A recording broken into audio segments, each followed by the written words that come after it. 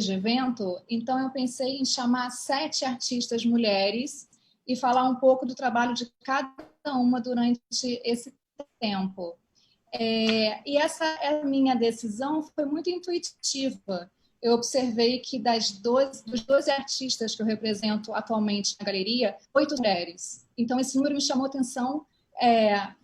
Foi algo realmente intuitivo, não foi proposital, mas me abriu os olhos para uma realidade. Eu acho que eu estou cada vez mais procurando trabalhar com mais mulheres e mais atenta ao trabalho e à arte produzida por mulheres. Então, hoje, eu convidei 3 convidadas super especiais para falar um pouco sobre esse tema. Eu vou contar para vocês, então, de trás para frente. A Paula Klim, que é uma artista que eu represento na galeria, que eu já acompanho o trabalho há muitos anos, mas que no ano passado ela veio para ser representada por mim. E ela tem um trabalho incrível, a arte dela é assim, acho que tem tudo a ver com o tema, é um trabalho fortíssimo, e ela vai falar um pouco sobre intuição, sobre a entrega que ela tem na obra dela, sobre a água, que é um elemento fortíssimo para a criação dela, e a gente vai escutar um pouco do processo criativo de uma artista que está vivenciando isso tudo durante a pandemia também.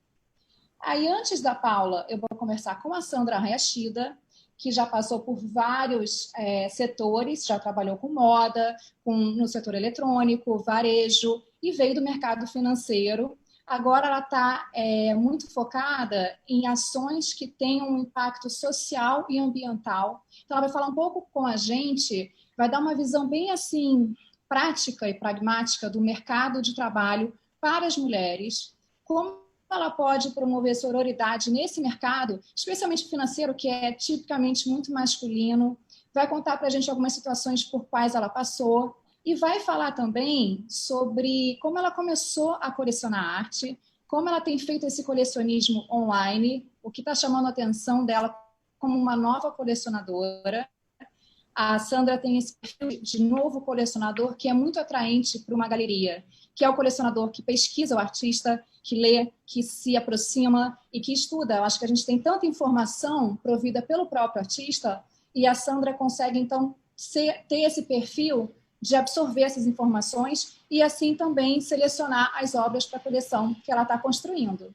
E vou começar, então, conversando com a Denise Matar, que vai fazer, vocês já conhecem a Denise, ela é uma curadora de grande projeção nacional, e ela vai fazer uma retrospectiva sobre as artistas modernas, vai falar um pouco para a gente sobre isso, as contemporâneas com quem ela também trabalhou, por exemplo, a Paula Klim, elas fizeram, a Denise foi a curadora da exposição da Paula no Centro Cultural dos Correios no ano passado, então ela vai falar um pouco dessa relação das duas, como foi a exposição, e traçar esse paralelo super interessante das mulheres atuantes no mercado de arte. As que se destacaram, por quê? Ela vai contar um pouco dessa história para a gente.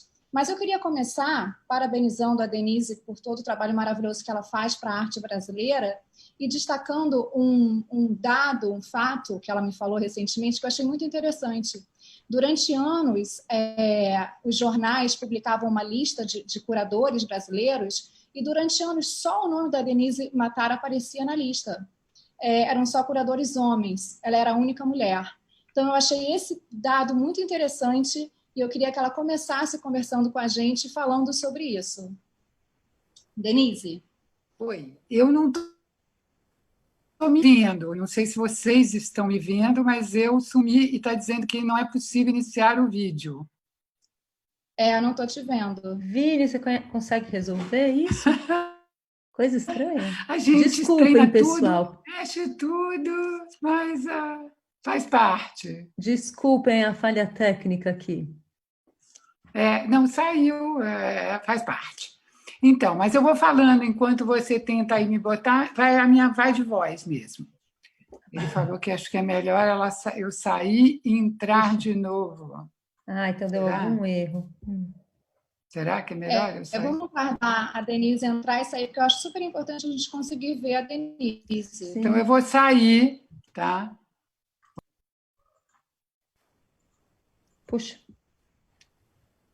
Tá. Vai resolver. Não, a gente aguarda a Denise chegar. Eu acho super É super importante. Eu não sei se é conexão. Por exemplo, não estou mais escutando vocês. Vocês estão me escutando? Sim, sim. Tá, tá. Ah, enquanto a gente aguarda... Gente, vocês não acharam interessante isso? A Denise me falou... Apareci. Entrou. Cheguei. Entrou. Chegou. Cheguei. É isso, né? A gente está sempre assim, meio estressado, sem saber o que vai acontecer com a tecnologia, mas faz parte. Então, você sabe que isso é verdade, é uma coisa que me impressionou durante muitos anos. Hoje, graças a Deus, tem várias outras curadoras que trabalham, que fazem, que aparecem e tal, mas durante muito tempo eu realmente era a única curadora mulher, pelo menos que porque trabalhava muito, fazia muita exposição, mas realmente é trabalho difícil. Quando você quer fazer principalmente exposições institucionais, você, na verdade, tem que fazer um trabalho também de produção, senão você não consegue fazer. Você tem que jogar nas 11 mesmo. Então, a gente vai dar uma olhadinha. Eu adorei o tema, achei o tema super interessante. E aí eu fiz uma seleção para vocês de mulheres que eu acho que vocês vão gostar de conhecer. Então, antes de mais nada, eu não me preocupei em mostrar as mulheres que não se destacaram. Eu vou mostrar para vocês as que se destacaram, mas a gente vai começar já nos anos 1910, e eu vi o trabalho de algumas dessas mulheres numa exposição que aconteceu na Pinacoteca em 2015, com a curadoria da Ana Paula Simeone e da Elaine Dias. Então, nós vamos olhar a primeira obra, tá? Que é uma artista chamada Nicota Bayeux, que ela morreu em 1923. Gente, olha que atualidade que tem essa obra. Vocês vão observar na produção feminina que tem assim uma qualidade, uma sutileza que às vezes a gente não vê nas telas masculinas. O segundo trabalho que eu vou mostrar, também dos anos 1910, é a Nicolina Vaz de Assis. A Nicolina Vaz de Assis, ela foi uma escultora. Aí, vocês que moram em São Paulo, vocês estão vendo aquela famosa fonte das lagostas que tem ali na Avenida São João, é uma obra da Nicolina. E a Nicolina, ela ficou famosíssima, ela aprendeu sozinha, ninguém sabe direito como é que foi que ela aprendeu. Esse trabalho da serpente, ele está no Rio de Janeiro, na Quinta da Boa Vista, e ela foi uma mulher assim muito marcante. Ela fez os bustos de todos os presidentes, uma grande quantidade, que estão todos no Museu da República, no Rio de Janeiro. Foi uma mulher muito marcante. E eu vou mostrar uma terceira mulher dos anos 1910, que eu não sei se vocês conseguem ver, que se chama A Fertilidade, é da Regina Veiga. Gente, olha que beleza que é esse trabalho, e audacioso, porque ela faz essa nuvem que se derrama sobre a mulher. Então, você lê naturalmente como sêmen masculino, é uma beleza de trabalho, assim, espetacular. Regina Veiga. A Regina Veiga, sim, é uma artista que ninguém sabe quem ela é, mas ela era maravilhosa, né? Pode seguir o outro, tá? Aí a gente que a gente tem uma mudança muito grande na história. Pode continuar? Então a gente começa. A gente aqui no Brasil tem uma situação muito especial, porque a gente tem muitas mulheres importantes. Então, a nossa grande musa do modernismo, a mulher que começou no modernismo no Brasil, Anita Malfatti. Esse é um trabalho que ela fez na ilha de Monrigan, que ela estudou na Alemanha e nos Estados Unidos. Esse já é um trabalho do período dos Estados Unidos, que ela fez em 1915. Pode seguir o outro, que é um trabalho que se chama O Homem Amarelo, que está no Instituto de Estudos Brasileiros da USP, que é lindo também, tem uma força, uma energia, porque ela traz toda essa força do expressionismo alemão, um pouco temperada com essa vivência dela nos Estados Unidos, que é uma não é para hoje. A segunda dama, do nosso modernismo é o slide que se vem a seguir, né? Que é a nossa maravilhosa Tarsila do Amaral, usando uma roupa do Jean Patou, né? Nada mais, nada menos. E tem uma coisa interessante que o Oswaldo de Andrade dizia que a Tarsila era a caipirinha vestida de Poiré, que era o grande cara, muito caipira, a Tarsila, caipira no sentido da ligação que ela tinha com a terra, da ligação porque ela era nascida na fazenda, criada na fazenda, e ela trouxe toda essa energia, ela vai trazer tudo isso, ela estuda com Gleis, com Léger, mas ela vai trazer tudo isso. Pode passar a obra seguinte. A Negra, né, que é a primeira obra realmente importante dela, que ela faz em 1923, onde ela vai buscar todas as histórias que ela ouvia na beira do fogão, que as escravas contavam para ela, né? E o último trabalho que eu vou mostrar da Tarsila é o que vem a seguir, que é O Sol Poente, que aí ele já é um trabalho quase surrealista, né? Com todas essas cores do pôr do sol, e essas pedras que vocês veem, porque a Tarsila ela é de uma fazenda que tinha uma quantidade enorme de pedras, e ela reproduz essas pedras nesses trabalhos, né? Então, todas essas memórias da infância dela ficaram muito calcadas no trabalho da Tarsila, que, como vocês sabem, acabou de fazer a exposição maravilhosa no MoMA, né? Pode seguir o próximo. Denise, Fala. posso só te interromper para falar uma Pode. coisa? Essa pintura da Tarsila, que você mostrou, ela com esse casaco, tem uma história super interessante, não é? De como foi que surgiu, que ela chegou numa festa, alguma coisa Super assim. atrasada. Isso. Ela chegou numa festa em Paris, super atrasada, mas quando ela chegou com esse mantô vermelho do Patou, ela arrasou tanto que todo mundo esqueceu. E ela era muito carismática, muito envolvente, né? Ela era uma mulher que chegava e acontecia, né? Independente da qualidade da obra dela, ela também era uma personalidade, né? Eu não me fixei só nas artistas, não. Vou mostrar para vocês também algumas mulheres que, como as nossas, colecionar, né? Essa aqui é a Dona Olívia Penteado. Dona Olívia Penteado era muito amiga da e o outro slide, e ela acabou se tornando uma grande patrocinadora do Villa-Lobos, né? E aqui do lado esquerdo tem uma imagem, vocês estão vendo aqui, a Carlota Pereira de Queiroz, que foi a primeira mulher brasileira a ser eleita deputada federal. A Carlota foi eleita pela Dona Olívia. Dona Olívia fez toda uma campanha para eleger a Carlota. E, gente, olha que foto maravilhosa, a Carlota, a única mulher da Assembleia Nacional Constituinte, e ela então vai de branco e de chapéu para a reunião. Eu acho demais essa foto, né? E realmente o Villa-Lobos, a Dona Olívia comprou piano para o Villa-Lobos, ela realmente, né? Vocês vão ver no próximo slide, obras inacreditáveis.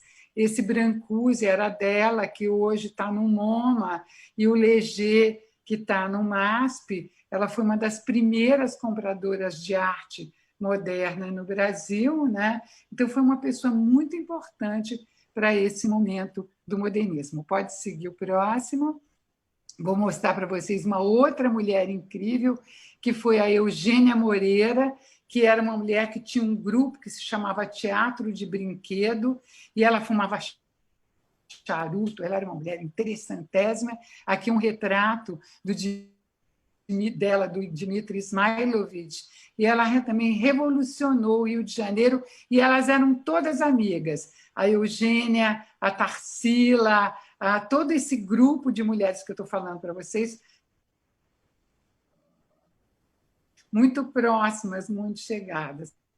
Pode seguir a próxima, que é a Regina Graz, a Regina aqui num retrato do irmão dela, do Antônio Gomide, e a Regina fazia tapeçarias incríveis, essa é uma tapeçaria dela, mas o próximo slide, vocês vão ver que coisa espetacular, pode mostrar o próximo, que é incrível, que é essa colcha de cama que todos nós adoraríamos, né? Que é na exposição da Casa Modernista de 1930, e na parede um trabalho da Tarsila. Eu sempre fico pensando que eu adoraria poder ter ido nessa exposição da Casa Modernista, que deve ter sido uma coisa assim espetacular, né? E essa colcha da Regina, né? Pode seguir o outro, né? E aí a gente já vai entrar nos anos 40 e 50. Então, aqui a gente tem um trabalho da Hilda Campo Fiorito, porque a arte muda. Então, a gente não tem mais aquele momento de ruptura, né? Todo o segundo modernismo, que é esse que a gente chama do retorno à ordem, né? Fica muito menos agressivo, muito menos para frente, e acaba se voltando muito para discutir os temas dos trabalhadores, das pessoas comuns. E a Hilda Campo Fiorito, em 44, é a primeira mulher a ganhar o prêmio de viagem ao Brasil no Salão Nacional de Belas Artes. Então, é uma pessoa que também consegue fazer o trabalho dela, pode seguir o outro, né? E a outra artista também super importante desse mesmo período é a Djanira. Djanira era uma artista de uma origem super humilde, ela era boia fria, para vocês terem uma ideia. Aí ela vai para o Rio de Janeiro e resolve fazer uma pensão. E aí esse pensão dela acaba se tornando... Ela desenhava já. Aí essa pensão dela acaba se tornando um point dos artistas. Aí ela tem um caso com o da Costa, fica amiga de todos os artistas e todo mundo fala, não, pinta, pinta, pinta. E ela acaba realmente se dedicando à pintura. Esse é um trabalho dela. O seguinte, eu acho uma beleza, que é uma vista da Lapa, no Rio de Janeiro, um trabalho assim espetacular. E a Djanira era muito combativa, ela era uma mulher assim que batia de frente com o governo todas as vezes que precisava. Ela sempre foi uma pessoa muito interessante, né? Pode seguir o outro. Vou falar também de pessoas que ajudaram a arte como um todo. Aqui a gente tem uma imagem maravilhosa, que a gente tem a inauguração da primeira Bienal, a gente tem o Titilo Matarazzo no meio, a de roupa clara é a Yolanda Penteado, do lado dela a Darcy Vargas, mulher do Getúlio, e depois a Niomar Bittencourt, né? Então, a Yolanda foi a pessoa por trás da elaboração da primeira Bienal, né? Pode seguir. E ela continuou trabalhando nas bienais, principalmente na segunda Bienal, que eu não sei se vocês sabem, mas a segunda Bienal do Brasil é considerada uma das mais importantes exposições que já aconteceram no mundo, né? Então, está aqui a Yolanda, o sorriso da Yolanda era famoso, né? E ela com o JK, que era outro sorriso famoso na inauguração da segunda Bienal, quando veio a Guernica, né? Pode seguir o próximo. A pessoa que mais ajudou a Yolanda a fazer essa segunda Bienal foi a Maria Martins, porque a Maria Martins ela tinha um trânsito internacional muito grande e é uma artista espetacular. Aí pode-se dizer, mas a Maria ficou esquecida. A Maria ficou esquecida há muito tempo, porque o surrealismo ficou bastante esquecido aqui no Brasil, né? Pode seguir o outro. Aqui, na terceira Bienal de São Paulo, a Maria, com essa exposição que vocês estão vendo, ganhou o prêmio da melhor artista brasileira na terceira Bienal de São Paulo, com esse conjunto, principalmente com essa escultura grande, né? Aí pode seguir o próximo, eu vou mostrar mais duas obras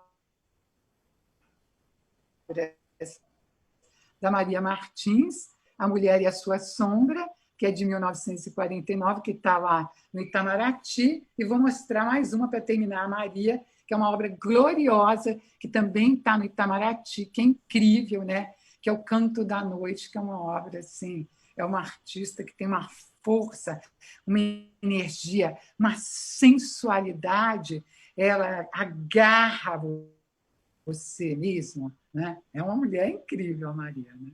Pode seguir, que tinha um caso com o Duchamp, que é famoso, né? Aí vem outra mulher incrível, que é a Lina Bardi. Aqui está a Lina, numa foto de época, na casa de vidro que ela construiu. Pode seguir o outro. A Lina se tornou uma mulher importantíssima para a arte brasileira. E aqui eu coloquei uma coisa interessante, que eu coloquei aqui, arquiteto Lina Bobardi, porque ela não admitia que se falasse arquiteta. Ela dizia que ela não era arquiteta, que ela era um arquiteto, entendeu? Então, é ao contrário da nossa presidenta, que queria ser chamada de presidenta, ela não queria, ela queria ser chamada de arquiteto mesmo. E que ela faz esse prédio maravilhoso do MASP, mas pode seguir o próximo, mas não só o prédio. A Lina, toda a concepção do prédio, toda a concepção de apresentação que foi resgatada agora dos Cavaletes de Vidro, é uma ideia realmente da Lina Bardi, que é uma ideia interessantíssima. Por que ela fez isso? Porque quando o Bardi começou a comprar as obras de arte no exterior, ele comprou no pós-guerra. Então, ele podia comprar coisas maravilhosas. Só que ele foi comprando, não formava uma cronologia. Então, a Lina percebeu que ela não tinha como montar um museu que ela pudesse contar cronologicamente uma história da arte. Então, ela teve essa ideia sensacional dos Cavaletes de Cristal, que ela fez essa floresta de quadros e, ao mesmo tempo, ela manteve essa ideia do vão livre todo aberto, que ela teve que fazer esse vão livre, porque no lugar onde foi construído o MASP, ele era um belvedere, e era um lugar para você avistar a cidade. Então, quando o terreno foi doado, ele foi doado com a condição de que jamais se tirasse dali o belvedere. Por isso que a Lina fez aquele grande vão, que é um vão, que é uma coisa, um caso, é um case de arquitetura, né? Esse vão da Lina. Pode seguir o próximo. Tá? Aqui a gente tem o MAN do Rio de Janeiro, a gente tem o Afonso Eduardo Ride e a Carmen Portinho. O Afonso Eduardo Ride foi o arquiteto do MAN do Rio, mas a engenheira foi a Carmen Portinho. Eles trabalhavam juntos e a Carmen resolvia todos os problemas do Ride. Então, se fosse hoje em dia, eles assinariam juntos, mas na época ela ficou só como a engenheira. Pode seguir, né? E ela acabou dirigindo o MAN durante muitos e muitos anos. É um projeto super especial, o projeto do MAN. E aí, quando ela começou a fazer, ela ficava no meio do canteiro de obra, ali, batalhando. Aí chegaram para ela e disseram, mas esse projeto vai ficar muito caro. Quanto que vai custar esse projeto do MAN? Aí ela olhou para o jornalista e falou assim, olha, alguma vez alguém perguntou quanto que custaram as pirâmides do Egito? Não, mas elas estão lá. Então, ela não queria saber, ela tocou e conseguiu realmente fazer o prédio, que não foi fácil, porque tinha 1000 problemas técnicos, inclusive. Né? Pode seguir. Tá? Aqui a abertura, né, do museu, a inauguração, o JK de novo, o único presidente brasileiro que realmente gostava de arte, que acompanhou, único na nossa história. E aí a gente tem de um lado a Carmen Portinho e de outro a Nilmar Bittencourt, que era a pessoa que articulava a parte mais política. A Carmen Portinho era a que tocava e a Nilmar era a que fazia a parte política, porque era a dona do jornal Correio da Manhã. Né? Você vê que as mulheres faz tempo que a gente palpita nas artes. Né? Pode seguir, tá? Aí a gente já vai entrar nos anos 60, né? Aí a gente chega no abstracionismo. Quem é a nossa grande dama do abstracionismo? Tomie Otaki. Então, como vocês veem, as nossas grandes damas do modernismo são mulheres, as nossas grandes damas do ilustracionismo são mulheres, as nossas grandes damas da implementação dos museus são mulheres, né? Então, aqui a gente tem um trabalho da Tomi, do abstracionismo informal, Maria Polo, que é uma artista que está hoje um pouco esquecida, mas tem um trabalho espetacular. Outra artista do abstracionismo informal, que a gente vai ver em seguida, é a Yolanda Morali, que é uma artista também que tem todo um percurso muito interessante, né? Pode seguir o outro. E a maravilhosa Maria Leontina, que eu considero uma das mais importantes artistas brasileiras, que ficou, sim, um pouco ofuscada por ser casada com o Milton da Costa. Mas essa coisa dos casais de artistas sempre acontece um pouco isso, um que aparece mais e outro menos.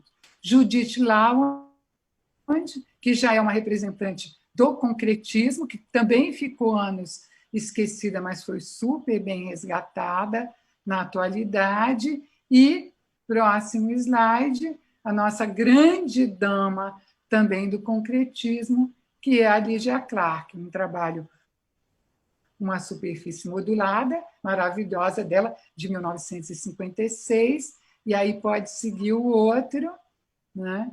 E aí, já quando ela já passa para o neoconcretismo, e aí ela já está fazendo o bicho, que é aquela obra toda que se move, que se mexe, né?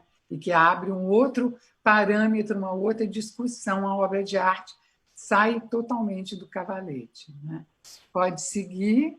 Aí a gente já está entrando nos anos 60 e 70.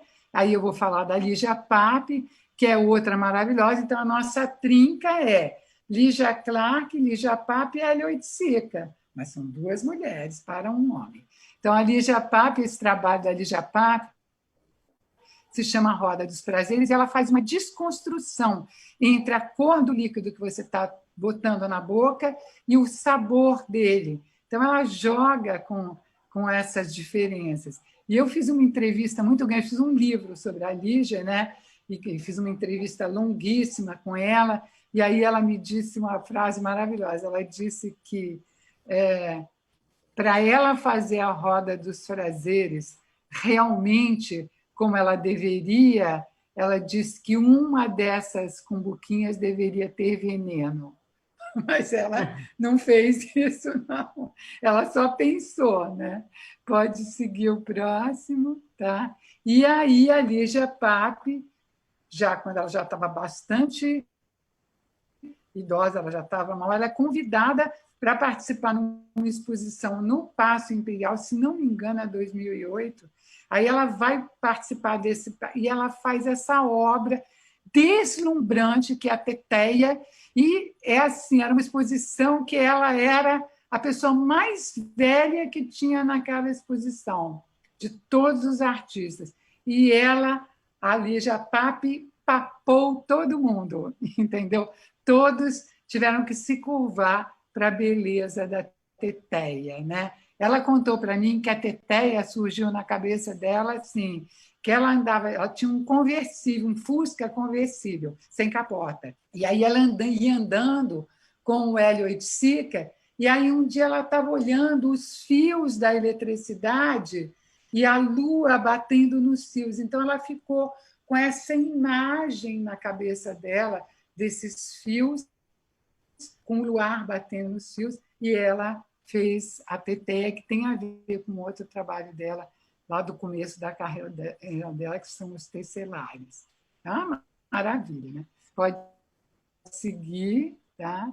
Aqui a gente tem outra artista, já dos anos 70 também, mas já indo para um movimento conceitual, que é a Ana Maria Maiolino, que vai ser uma das grandes artistas desses grupos, do grupo do Cildo Meirelles, né? Mais ou menos para vocês situarem. Pode seguir, né? Outro trabalho da Ana Maiolino, também, que é uma artista que tem uma... Assim, são incríveis os trabalhos da Ana Maiolino. É uma artista inacreditável. Tem outra que eu não tinha trabalhos dela fáceis para mostrar também desse mesmo período, que é a Regina Silveira, Mas aqui a gente tem a Mira Schendel, que é maravilhosa,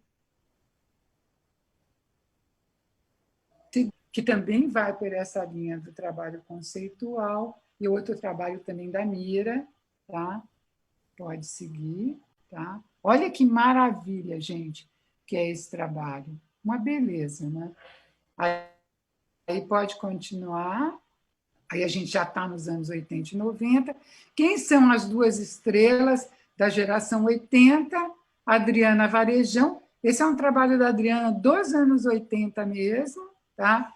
E o trabalho seguinte, pode mostrar já o outro, é um trabalho da Beatriz Milhazes, dos anos 90. Então, são as duas, quais são as duas grandes artistas da geração 80? Beatriz Milhazes e Adriana Varejão. Aí pode continuar, tá? 2010 até 2020, e a outra artista, que também é já desde os anos 80, continua trabalhando até hoje, Leda Catunda, né, com todo esse trabalho das camadas que ela faz, que tem alguma coisa a ver com o trabalho lá da Regina Graz, que eu mostrei para vocês lá no começo. Pode continuar. Aqui um trabalho da Adriana Varejão, que todo mundo conhece, né? Pode seguir o outro. Outro trabalho também da Adriana, né? Desse negócio. Gabriela Machado, que também é outra artista bastante conhecida. E tem mais uma outra artista bem mais jovem, que é a Mariana Palma, né?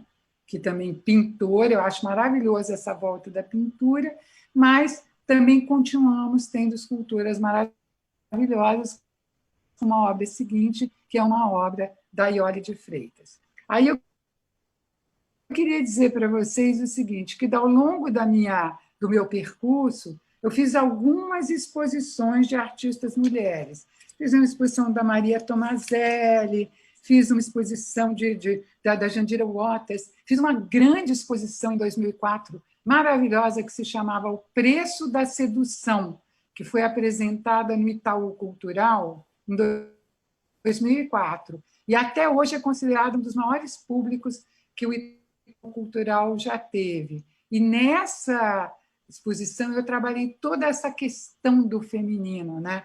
Como que o que a mulher faz para ser sedutora. E a gente tinha obras de homens e mulheres. Né? Pode continuar. Eu vou falar para vocês das duas. A petição da Sandra Mazzini, que eu apresentei lá no Museu da República, em Brasília, há 2 anos atrás, e a última exposição que eu fiz de uma mulher, que é o próximo slide, que eu fiz a exposição maravilhosa da Paula Klein, que se chamava Flúvios, que foi uma experiência incrível a gente trabalhar junta. Eu adorei trabalhar. A exposição ficou realmente impactante, mas depois a gente vai falar sobre ela. Então, era isso que eu queria um pouco apresentar para vocês, mostrar para a gente o poder das mulheres, o quanto que as mulheres são poderosas, quantos trabalhos maravilhosos vocês viram até agora. Era essa a minha apresentação. Voltamos para a Bianca. Maravilhosa, Denise. Maravilhosa. Obrigada por essa aula que você acabou de dar para a gente. Eu já falo que a Denise, eu assisto todas as lives desde que começaram as lives, e eu falo que a Denise é a rainha da live, porque ela consegue prender a nossa atenção se for 20 minutos, como foi agora, ou se for 1 hora de live, a gente fica assim, em êxtase, ouvindo a Denise falar. Eu acho uma delícia, eu acho assim uma honra poder ter a Denise Matar, que tem uma trajetória tão conhecida, tão maravilhosa para a arte, falando também dessas outras artistas maravilhosas. Muito obrigada, Denise. A gente pode voltar depois para você falar um pouquinho mais com a Paula. A gente, no final aqui do talk, vai abrir para ter uma interação, vocês perguntarem alguma coisa umas para as outras. E eu queria falar que, na empolgação de começar o talk, eu esqueci de falar quais são as artistas que eu estou levando para a Arte Soul, porque eu estava tão aqui ansiosa para começar a conversa que eu esqueci desse pequeno detalhe que eu acho importantíssimo a gente falar, que são Alice Gelli, Carol Nogueira, Daniela Federighi, Gabi Gelli, Giovanna Nucci,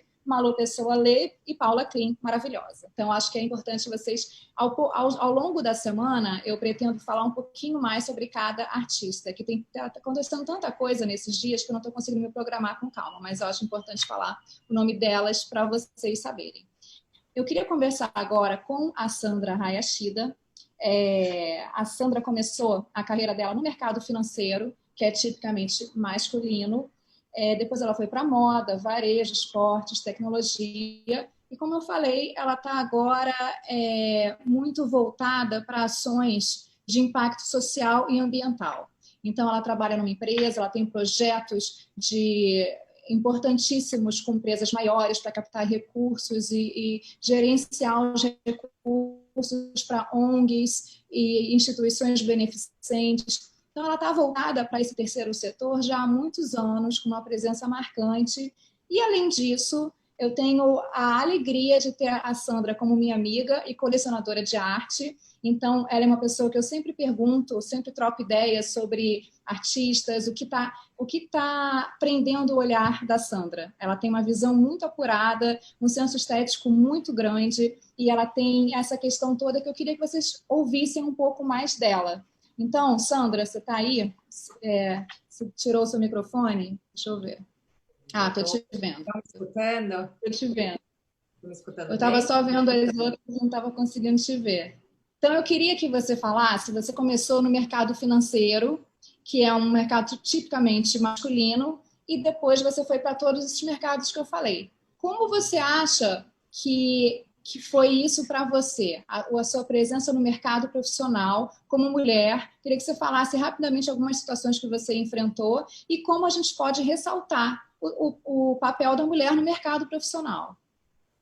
Bom, primeiro, boa noite, né, para todo mundo, a audiência. Eu estou vendo várias pessoas conhecidas também, então fiquei super feliz e também uma honra estar aqui com esse time, né, aqui da arte incrível, né, todas queridas, amigas, né, inclusive a Bianca me chamando de Sandra, eu tô achando estranho, porque, assim, meu apelido é Chan, né, então ela falar Sandra é um negócio muito esquisito, eu tô olhando aqui, o que ela tá falando, né? Quem é Sandra, né?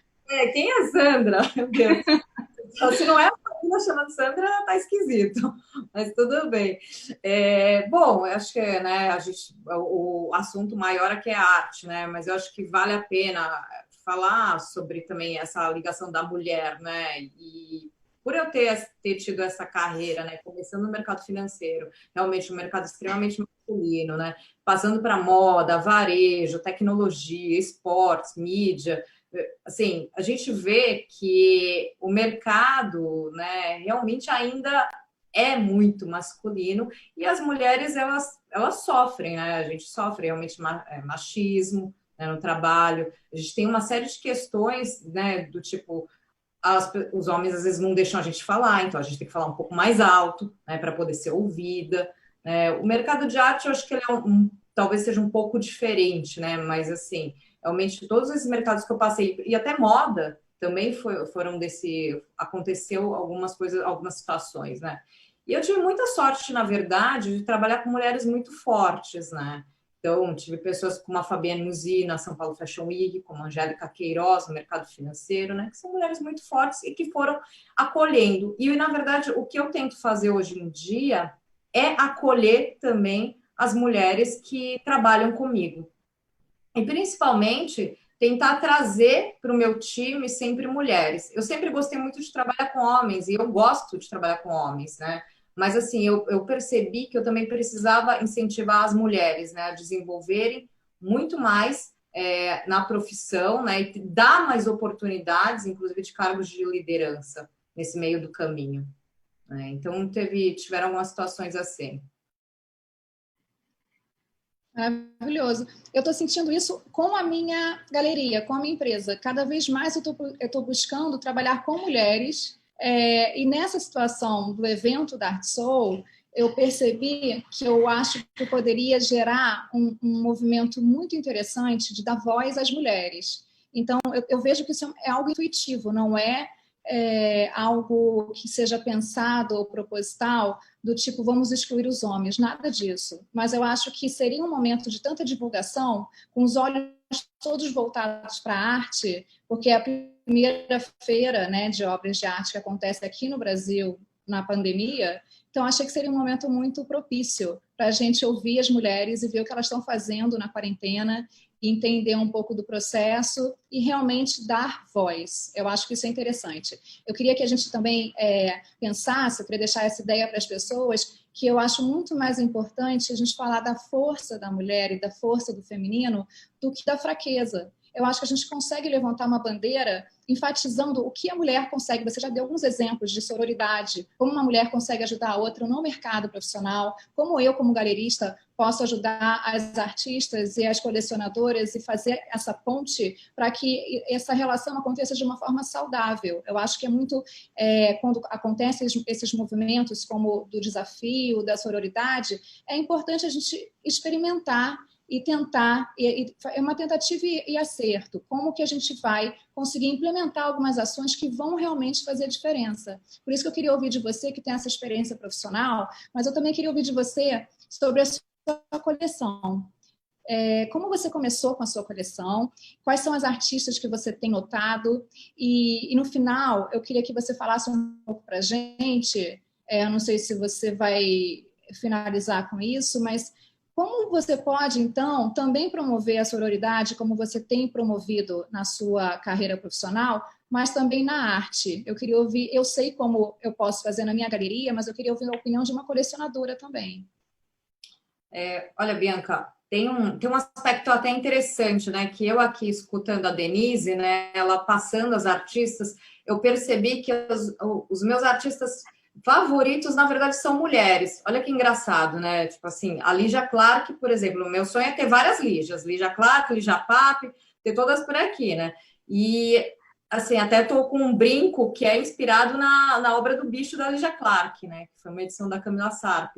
Então, assim, tem uma coisa engraçada, né? Que eu comecei a minha coleção, na verdade, um pouco sem querer.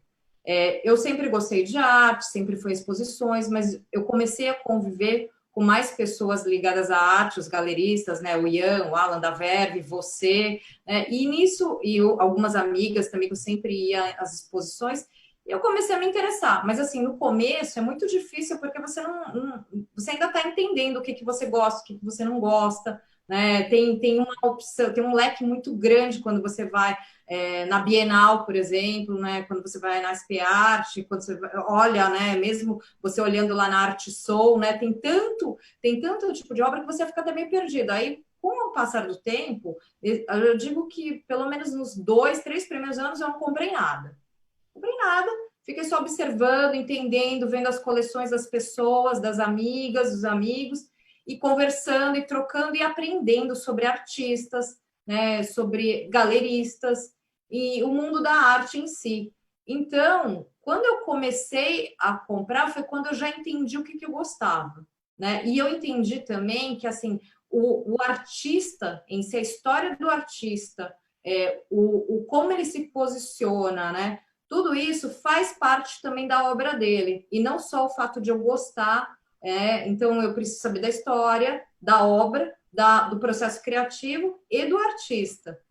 Até me perguntar, você compra arte para investir? Não compro arte para investir. Eu compro arte porque eu gosto. Realmente aquilo tem que me tocar de alguma forma. E, inclusive, agora nessa pandemia, né, eu olhava e eu falava assim, graças a Deus que eu investi em arte, sabe? Graças a Deus que eu comprei arte. Porque, assim, a gente ficou preso em casa há muito tempo, né? E olhando para as paredes, né? E, inclusive, a Art Soul tem um papel super importante, porque está promovendo, né? Está trazendo todas essas obras também para a gente virtualmente, né? Então, por exemplo, eu já vi vários artistas que eu estou super animada em depois, né? É que eu gosto realmente de olhar da obra, mas assim, tá me trazendo um monte de gente, que nem a Alice Gelli, né, que tá na sua galeria, tem a Fran Chang, que tá na Verve, né, Luísa Malzone, você também, outro dia eu gostei de uma obra da Giovanna Nucci, que nem sabia que era, conheço a Giovanna Nucci, adoro ela, então assim, começou a me trazer, né, de uma outra forma, não necessariamente eu preciso estar lá. Então, acho que tem tudo isso que foi acontecendo. E aí, uma outra pergunta que você me fez, né? Como é que a gente pode também promover essa sororidade né, nesse papel de colecionadora e tal? Eu acho que é realmente isso, é olhar para as artistas mulheres também, né? E eu acho que hoje em dia eu tenho um pouco equilibrado, assim, eu tenho artista mulher e eu tenho artista homem, tá? Mas é engraçado, meu olhar tem se voltado muito para as artistas mulheres, né? Não sei se me toca de alguma forma diferente, não sei, pode ser besteira, mas eu estou num momento que eu venho me interessando e comprando artistas mulheres. Inclusive, né, todas que eu falei foram todas que realmente me chamaram a atenção nessa época agora que a gente está tendo que acessar a arte virtualmente. Maravilhoso. Sandra, Sean, eu acho que é muito intuitivo esse movimento, da gente realmente estar voltando a olhar para as mulheres. Talvez eu acho que com essa luz na criação delas e esse foco, talvez de uma forma muito natural a gente acabe colecionando mais mulheres, ouvindo mais. Cada vez que elas têm mais voz, eu acho que é um ciclo. Eu acho super interessante. Você não está montando uma coleção exclusivamente de mulheres de uma forma pensada. É algo que vem acontecendo que a gente não se toca por quê. Por isso que eu acho legal a gente pensar o que será que está acontecendo, que a gente está notando tantas mulheres agora. Que movimento importante que está acontecendo também, sabe? Eu acho que é para a gente pensar, realmente. Adorei seu depoimento, eu acho super importante a gente ouvir de um colecionador, de uma colecionadora atuante, a opinião e como que ela começa a sua coleção, porque eu, como galerista, recebo muitas dúvidas de pessoas querendo iniciar a coleção. E muitas pessoas têm ainda esse distanciamento da arte e das galerias por acharem que é inacessível. E eu acho importantíssimo a Arte Soul chegar para mostrar que é acessível. Você tem ali todos os preços expostos, declarados, então você consegue se organizar, montar seu budget para então começar a sua coleção finalmente. Eu acho essa forma de democratização da arte muito importante. E eu acho que quanto mais a gente ouvir os colecionadores falando, mais as pessoas vão se sentir incentivadas para iniciar suas coleções também. Eu que trabalho com artistas também jovens em início de carreira, acho muito interessante essa troca com os novos colecionadores. Obrigada pelo seu depoimento. E agora eu queria passar a palavra para a Paula Klein. Eu queria que ela falasse um pouco com a gente sobre o processo que ela está tendo na quarentena. A gente está mostrando na Art Soul uma série de pinturas que ela fez num formato menorzinho, de 28,5 por 21 centímetros, que ela fez em casa, por causa dessa impossibilidade de se locomover. E é uma série que ela também enviou para Berlim, para a galeria que a representa, né, em Berlim. E a gente conseguiu também segurar algumas obras para mostrar na Art Soul, que eu acho que são assim de uma sensibilidade ímpar e de uma sofisticação que são muito claras e evidentes no trabalho da Paula. Então, Paula, eu pensei um pouco, quando eu estava bolando esse tema e esse talk, como a sua intuição é clara e é presente nas suas obras. Tem aquele vídeo da sua performance na água, que acho que é maravilhoso, que encanta, e que a gente vê muito o elemento feminino em você. Eu acho que a força do feminino se resume também à sua obra e a você. Eu queria que você falasse um pouquinho mais com a gente sobre isso.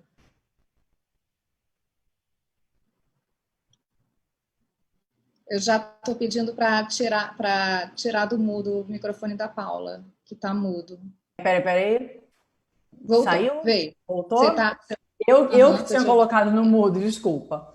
Tudo bom, meninas? Tá. Então, primeiro, obrigada, Bianca. Quero te agradecer pelo convite e te parabenizar também por essa quarentena, você ter ficado tão ativa, ter feito tantas coisas da galeria. Acho que foi assim, uma ação bem bacana que você fez, todo mundo percebeu, né, o quanto você movimentou o cenário da arte. Então, parabéns.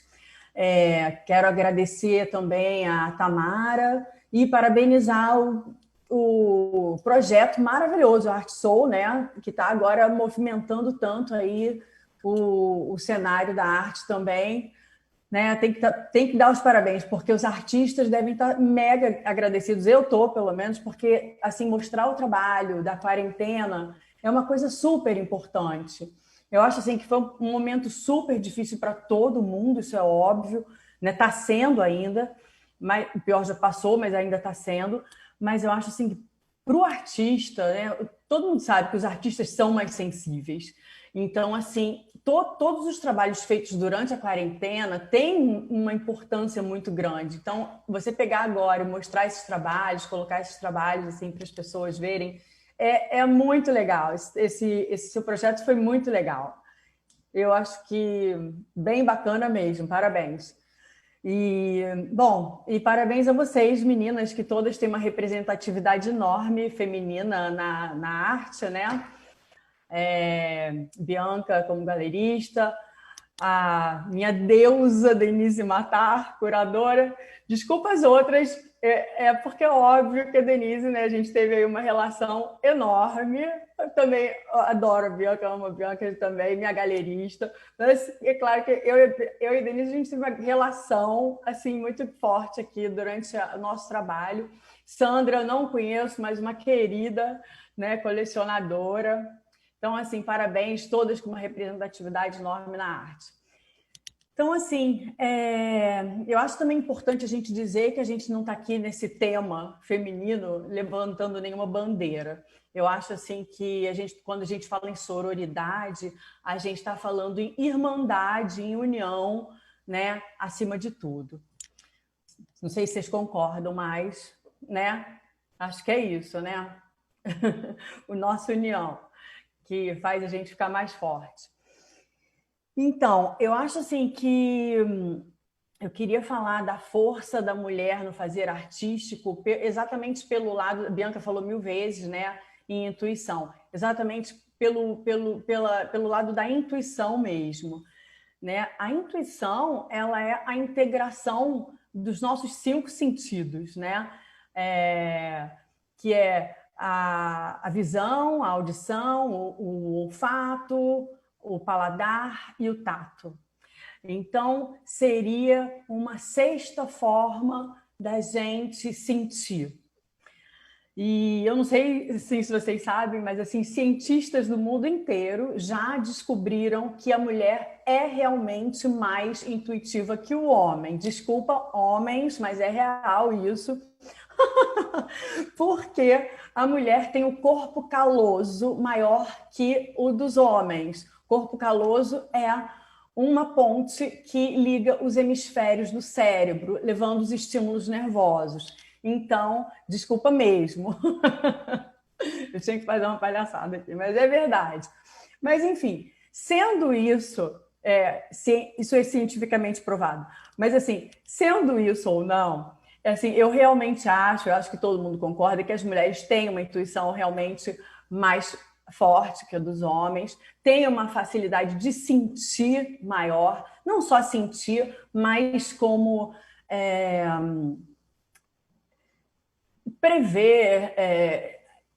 prever coisas e até pressentir, né? E até analisar os sentimentos dos outros, enfim.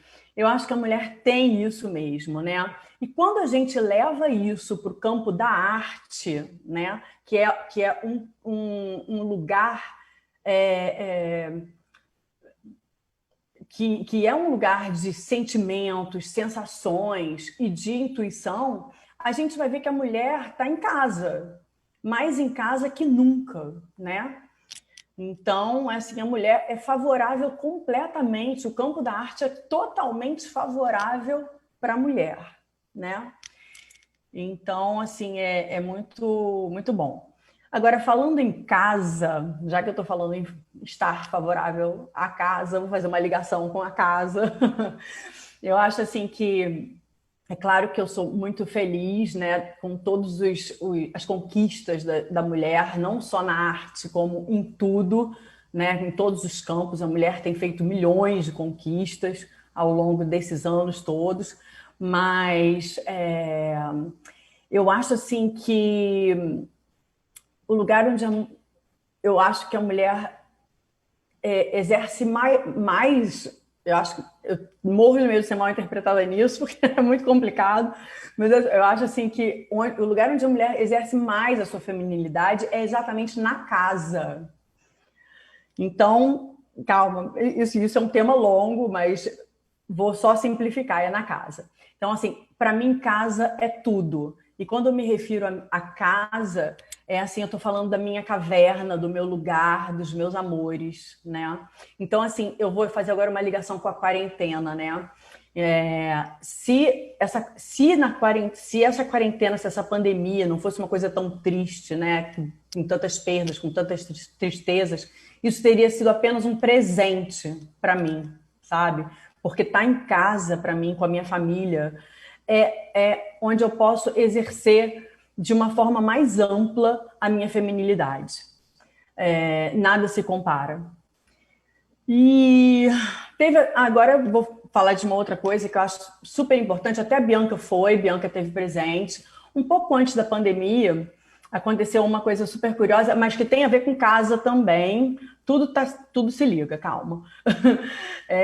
Eu fui fazer uma palestra a convite de uma escola chamada St. Paul, junto ao junto ao psicanalista Jorge Forbes. E essa palestra era sobre processo criativo. A Bianca esteve presente lá. Infelizmente, a palestra não pode ser divulgada por N motivos e tal. Os empresários que estavam lá, enfim. E eu falei muito sobre casulo nessa palestra. Casulo e a importância de se recolher para ter uma transformação pessoal, enfim, para ganhar um passo na espiritualidade, para dar um passo a mais na espiritualidade, para transcender. Eu falei demais, isso foi em fevereiro. Eu falei muito sobre casulo e, inclusive, eu comecei a palestra dizendo que para criar é preciso morrer, né? Então, e logo em seguida veio essa história da pandemia. Foi assim, acabou a palestra, pandemia. Então, assim, e aí, obviamente, não teve como eu não pensar, gente, aquele povo todo na palestra deve ter pensado assim, que louca falando isso tudo, né? Não, eu imaginei, porque assim, eu falava umas coisas que as pessoas estavam assim de olho arregalado para mim, né? Isso é uma doida falando isso aí. Mas aí logo depois veio a pandemia. Eu tenho certeza que ninguém nem lembrou de mim, porque isso tudo foi tão assustador, mas assim, eu lembrei, entendeu? Que eu tinha falado aquilo tudo que teve tudo a ver com a pandemia. E aí, eu acho assim que esse momento é um momento tão importante de recolhimento e tem, assim, muita gente tirou proveito disso, mas muita gente ficou em negação o tempo todo. Não é que, assim, nada demais, cada um é de um jeito. Mas eu acho assim que quem está tirando proveito disso e pôde se recolher e pôde fazer isso, eu acho que a gente está dando um passo na espiritualidade. Não é que depois eu vou ficar um ser melhor. Não, não. Eu só acho assim que a gente passa por vários ciclos na vida, né? E em cada ciclo que a gente passa, a gente se renova e a gente passa a criar alguma coisa melhor. E a gente se purifica, a gente transcende, a gente tira as manchas, a gente tira as máculas e a gente transcende. E eu acho assim que fica uma pureza naquele momento. E depois disso, a gente vai e suja que eu achava que também para criar tinha que morrer, tinha que entrar no casulo, lá.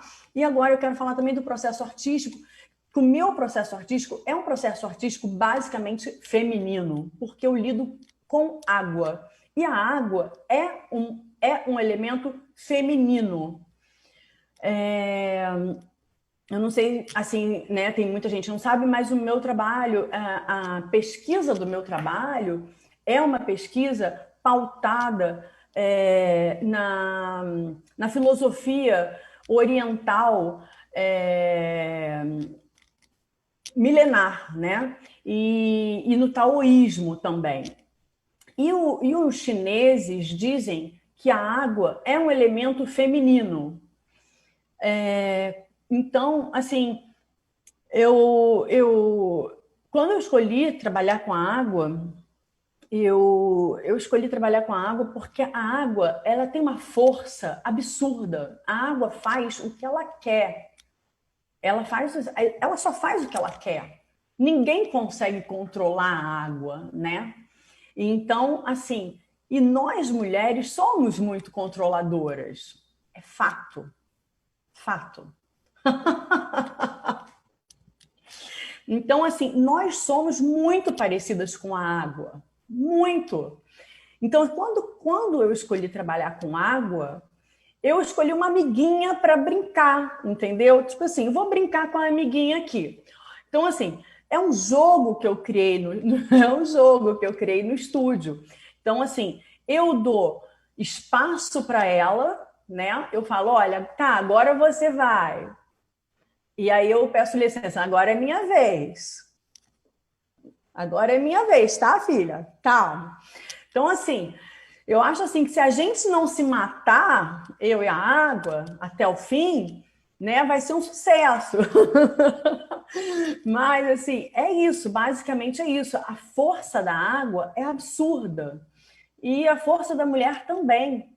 Então, assim, eu acho que o meu processo é muito feminino porque são duas mulheres juntas, eu e a água, brincando e, né, disputando ali um território, mas de forma amigável, pelo menos até agora.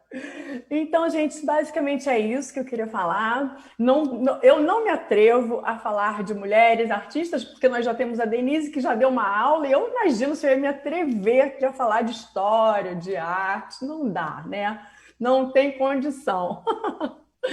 Então, é isso, tá? Foi um prazer. Eu agradeço também aos que estiveram aí escutando a gente. Obrigada, foi um prazer. Obrigada novamente, Bianca, pelo convite. Obrigada, Tamara. Obrigada, Sandra. Um prazer te conhecer. Obrigada, Paula. Adorei o seu relato. Que bom. Adorei o seu relato. Eu estou vendo aqui o Insta e estou vendo o Zoom, eu fico meio perdida. Gente, mas olha, adorei o seu relato. Eu acho que você sabe muito bem usar a sua intuição na sua arte. É uma aliada. E, claro, a água, como você explicou para a gente, esse elemento que você resolveu casar e resolveu trabalhar, até por questões também pessoais. Eu acho que quanto mais a gente conhece a sua obra, mais a gente vê você escrita lá. E é muito interessante a gente ver toda essa entrega, toda a espiritualidade, toda a generosidade que você tem. Isso fica muito claro. Eu queria, então, agora para a gente encerrar o nosso papo, abrir para perguntas entre as convidadas, se vocês quiserem falar entre si, comentar o que foi falado aqui, para a gente poder ouvir um pouco o que cada uma achou e interagir. Acho que a gente pode tirar o microfone, colocar o microfone de volta, quer dizer, para a gente conversar um pouco. Eu queria fazer uma pergunta para a Paula, justamente, que eu fiquei curiosa, que é o seguinte: durante todo esse período da pandemia, a Paula foi colocando, basicamente no Instagram, né? Para mim, ela mandou algumas coisas para o Zap e tal, mas ela foi fazendo vários tipos de trabalho. E aí ela fez uma série de trabalhos que não é exatamente nova, porque já existe isso no trabalho dela, mas são seres desconstruídos que eu achei tão interessantes que eu pensei que no Art Soul ela ia mostrar esse trabalho, mas ela acabou fazendo usando um outro trabalho que ela fez paralelo também. E eu fiquei curiosa de perguntar para ela por que ela não botou os monstrinhos que ela fez tão incríveis, que eu fiquei imaginando, sabe? Quando a gente fez a exposição juntas, ela fez as digigrafias, e aí todo mundo, não, vai pôr 3, vai pôr 4. Eu falei, não, gente, vamos botar todas. E aí a gente fez uma parede assim com todas as digigrafias, que uma foi potencializando a outra. E aí, quando eu vi os monstrinhos, eu não sei que nome que você dá para eles, para elas. Ainda não dei, mas são os monstros, né? Eu fiquei imaginando todos juntos, assim, né? E aí eu queria te perguntar por que você optou por outro trabalho. Ai, Denise, então, boa pergunta. Então, primeiro eu fico feliz, você já tem imaginado, né? Você até botou uma vez você fez um comentário dizendo que você imaginou uma parede, tudo. Eu imaginei que você fosse imaginar mesmo. Até eu já imaginei isso, né? Mas assim, o que acontece? O que acontece é que, assim, essas figuras desconstruídas, primeiro assim, você sabe, né? Muita gente não sabe que eu desenho e que eu, assim, já abandonei a minha pintura figurativa há muitos anos, né? E quando eu abandonei assim o figurativo, restou para mim essas figuras desconstruídas ficaram de sobra. E eu fiquei brincando dessas figuras desconstruídas e elas ficam pipocando da minha cabeça para o papel. Então, às vezes, eu estou no telefone, estou desenhando, estou fazendo qualquer coisa, estou desenhando. Eu posso desenhar umas 1000 por dia. Não é uma coisa assim que eu elaborei, elas pipocam, né? É uma coisa muito natural que sai de mim. E é engraçado que a maioria, assim, é mulher, né? E com os peitões caídos, né? São horríveis, mas são interessantíssimas e fortes, né? Umas figuras fortes e feias, mas assim, interessantes. Expressivas, né? Expressivas, muito fortes. Mas assim, como não foi um trabalho que eu elaborei, eu não me sinto pronta ainda para mostrar. Não é como esse outro que foi um trabalho elaborado, pensado, que tem todo um discurso, né, para ele. Enfim, eu acho que ele não está maduro o suficiente ainda para, apesar, né, da gente amanhã poder fazer uma exposição e usar milhares dessas figuras, né? Elas estão prontas, mas assim, eu acho que eu não sei o que falar sobre elas, eu não sei, elas são simplesmente coisas que pipocam. Então, assim, eu não me senti à vontade de usar ainda. E eu já até pensei também em levar à frente esse projeto dessas figuras desconstruídas, em, sei lá, continuar, de repente, com pintura, né, com elas, entendeu? Em telas grandes, usar essas figuras em telas grandes. Elas me lembram muito um trabalho do Flexor, o Samson Flexor. Ele fez umas figuras enormes. Ele começou fazendo umas coisas pequenas e depois ele acabou... Tem muita similaridade.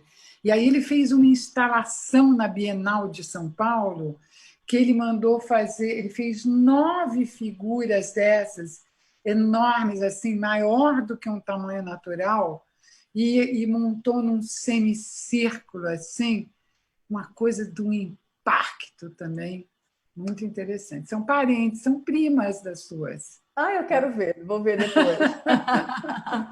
Mas então, vamos Obrigada pela resposta. Obrigada, Denise. Meninas, super obrigada, adorei conversar com vocês. Se vocês tiverem mais alguma questão, a gente pode falar, mas eu acho que a gente já ultrapassou, o tempo voou, eu não vi, eu estava achando que a gente ia falar assim, máximo 45 minutos, mas a gente estendeu o assunto, acho que foi muito legal a conversa, eu adorei ouvir de vocês, eu acho que a gente representou bem as categorias aqui, uma curadora, uma colecionadora, uma artista. Eu acho que ficou bem interessante. Muito obrigada pelo convite, Tamara, pelo espaço para a gente poder conversar. E queria realmente agradecer vocês pela participação. E eu não sei, o meu vídeo pausou para mim. Eu agradeci a Tamara pelo espaço para a gente poder conversar. E queria agradecer novamente a vocês, convidadas, pela participação. E a quem esteve com a gente aqui. Eu vi um monte de mensagens elogiando. Muito obrigada. Boa noite a todos. Faz uma foto, não é? Faz uma foto da gente, Bianca. Peraí, vou fazer uma foto. Peraí. Eu fiz também. Ótimo. Legal. Ótimo. Gente, tchau, gente. Muitíssimo obrigada. Uma delícia, uma honra ter vocês por aqui com a gente. E para quem chegou no fim, essa live está toda gravada e está disponível assim que terminar no Instagram do Arte Soul. Obrigada. Maravilhoso. Obrigada, gente. Tamara. Boa noite. Muito Tchau, obrigada. boa noite.